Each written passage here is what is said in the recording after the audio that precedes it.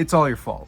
They're not with you because of you. But we can change that. Over this video, I'm going to share the 5 steps that you can use to manifest behavior that you want from a specific person. How you would manifest getting laid multiple times a day. Elmer O'Locker Jr., he used this process too. What he would do is he would get them. When you take responsibility for your own creation, you move yourself into a position of power. You put yourself in that situation.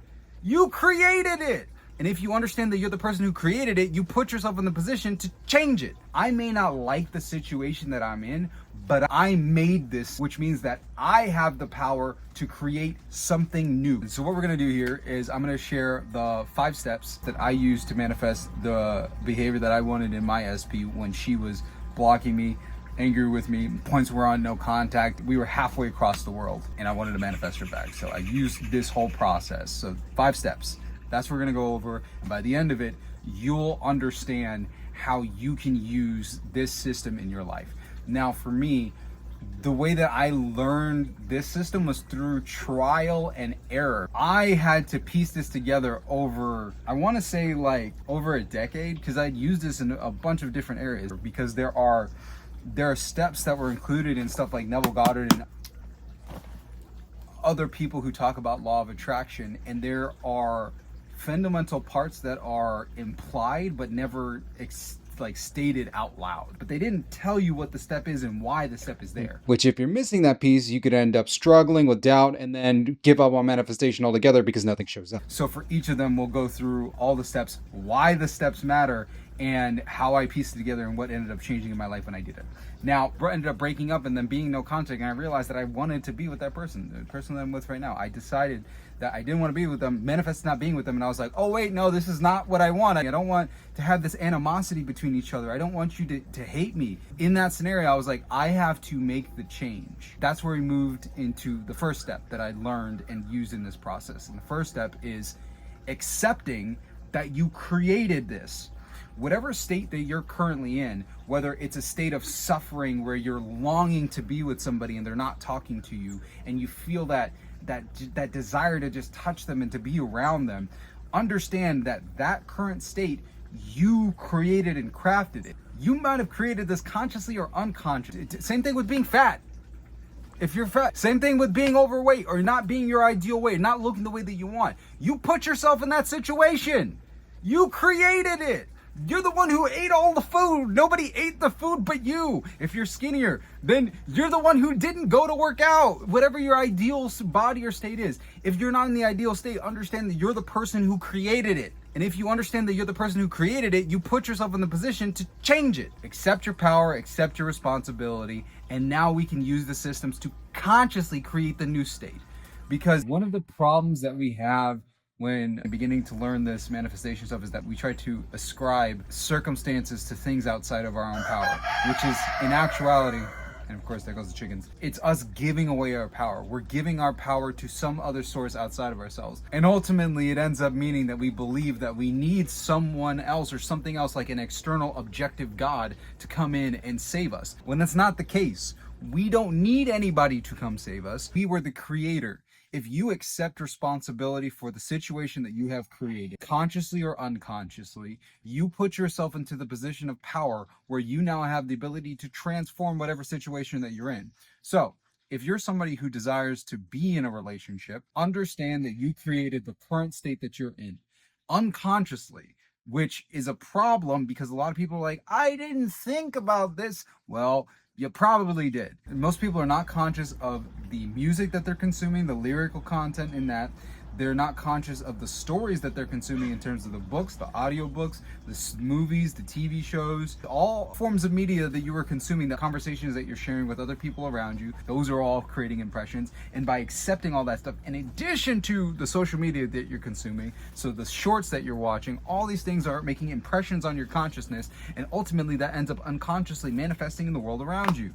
So if you're watching stuff on negative relationships, 90 Day Fiance, it seems like entertainment, but they're ultimately dysfunctional relationships. And if you continually watch dysfunctional or problematic relationships, then you're going to end up creating a dysfunctional relationship. That's why Neville Goddard talked about mental diets. And this is an even more important thing now, because we're now in a society where people are consuming more media than we have ever had at any point in humanity. We're walking around with media centers in our pockets that we're addicted to, constantly scrolling and looking at content all the time.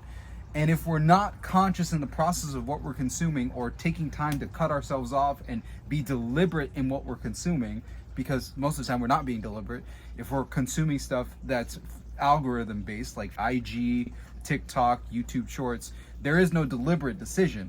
It's just the act of scrolling and then having something served up to you. So whatever patterns that you've created in the past in terms of your consumption patterns, what you searched on, what you've interacted with, that's all the algorithm's going to serve you. So it's quite literally you staying in a vicious cycle, the same quality of vibration or the same quality of life that you currently have. For you to change that, you have to radically shift what you consume. And part of that process is going on a mental fast, which is not consuming much of anything, or being more deliberate and spending time doing stuff like reading books. Now that we got that out of the way, if you accept that you have the ability to create whatever's happening in your life, and you've created this, we also want to, that was another part of the process, is to be grateful for the negative situation that we've created around us. It's part of the hero's journey. I like how Dan Harmon's the creator of the show Community and Rick and Morty. He simplified Joseph Murphy's hero's journey into the story circle, which outlines different phases that a hero goes through in a story to make a compelling story, to make a compelling transformation. The reason why these stories are so good and people become so crazy about them is because it mirrors the same process that we go through as humans when we transform into a new person, when we move into a new state. You are in a certain set of circumstances, this is your status quo, this is how life is, and you realize that there's a need.